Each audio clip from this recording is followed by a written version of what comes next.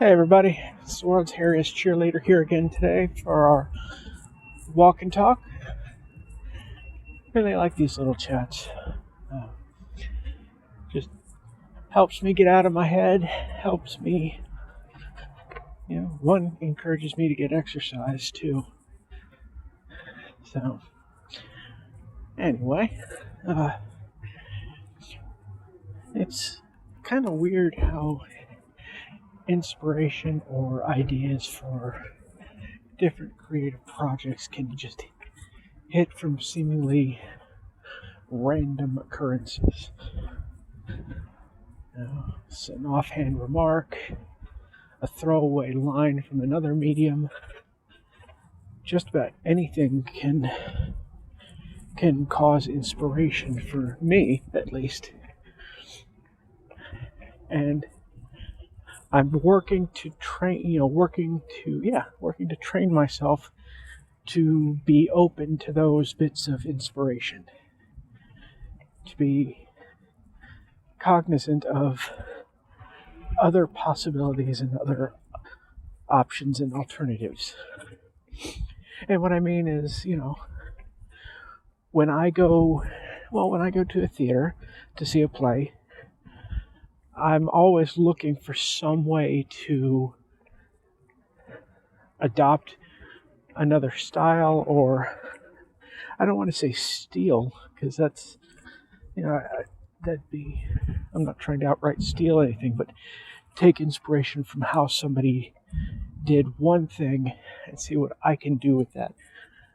Like, Julie Taymor in The Lion King or Warhorse, the puppets they used and they built for those productions were just amazing. And I would, thinking of different projects that I could put some of those styles to use with. Or, if I'm going to a play, I went to see Wicked, just trying to dissect the theatrical elements from that and see how I could repurpose them or take inspiration from the tools they used. But it also, for me, and I've talked about this before, comes from like going down the hardware aisles at Lowe's or someplace like that, and finding other uses for the bits and bobs that I see there. I mean, when I wanted to build the lightsabers, I had options, but I went with, the little greeblies that I thought would give it the best look and make it look and feel good in the hand. And,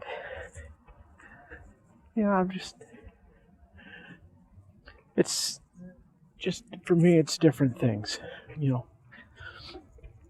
I mean, heck, I may have mentioned this before or not, I don't remember, but I wrote an entire play, film noir style play, or film, could be done, based on a throwaway line from Eddie Izzard. He was talking about beekeeping and how beekeepers are basically just stealing honey. And that phrase, stealing honey, just got in my head and took up residence. So I wrote a film noir script based on the kidnap and abduction of a woman named Honey. And I thought it was fun. Not my best work, and I'd definitely like to polish it up a little bit, see what I could do with it. Now, having aged a few years, but it's just finding that inspiration, just being open to it and being willing to accept a little bit of potential silliness. So, all I would say is, anyone out there listening, just be open and aware of what's going on, and don't, I would say, avoid just dismissing something that gets caught in your head. If you don't write it down right away, that's okay. But if you find yourself continuously going back to that thought or that idea or that spark, do something about it.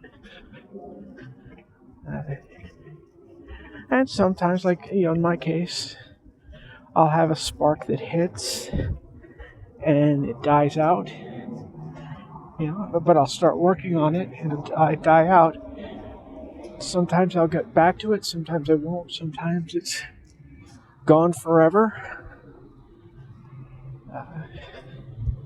But, I'm just going to try to be more aware of them and more open to them. And, to actively look for them. So, anyway, that's my rambling musings for today. I hope everyone's having a good day, has a great weekend. I only have 3 shows left for my current production. And then I'll start doing notes and research and plotting for the staged reading I'm directing. And I'll give you all progress updates on how that's going. So, thank you all very much for spending the time with me, for listening to me. Or not, Hey, like I said, I'm just putting these out there because it helps me on my own mental health journey.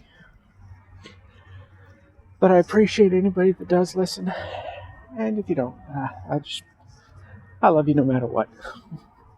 Thanks a lot, everybody. I will talk to you next week. Bye.